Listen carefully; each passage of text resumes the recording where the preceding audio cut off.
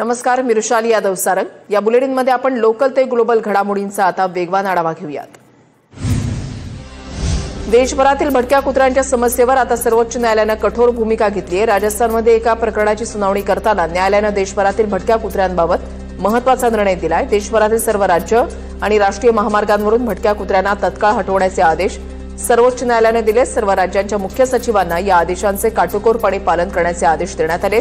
कारवाईमध्ये अडथळा आणणाऱ्यांवर एफआयआर दाखल करावा असे निर्देशही न्यायालयाने दिलेत। अनेकदा भटक्या कुत्र्यांमुळे महामार्गावर अपघात होतात, तसंच भटक्या कुत्र्यांच्या चाव्यामुळे अनेकांच्या जीवावर बेतलेला आहे आणि याच प्रकाराची सर्वोच्च न्यायालयाने गंभीर दखल घेतली आहे।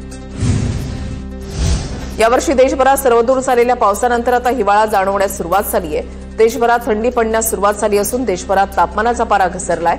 आज राजस्थानमध्ये सर्वात कमी 7 अंश सेल्सिअस तापमानाची नोंद झाली आहे, तर राजधानी दिल्लीचा पारा 12 अंशांवर पोहोचलाय।